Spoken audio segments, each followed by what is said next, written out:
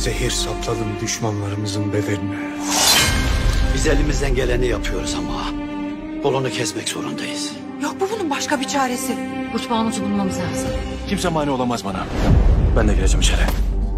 Yeter İlyas. Bir de sen mevzu çıkarma şimdi. Kılıç tutan koludur o. Onu kesersen ağamın canının yarısını almış olursun hekim efendi. Daha fazla beklersek zehir ucu da iyice yayılacak. Meryem gelene kadar bekleyesin. Oruç Reis'in kolu kesilmeden yetiştirelim. Oruç ağamın içeride ölüm döşeğinde yatmasında senin de payın vardır. Ya Şafi.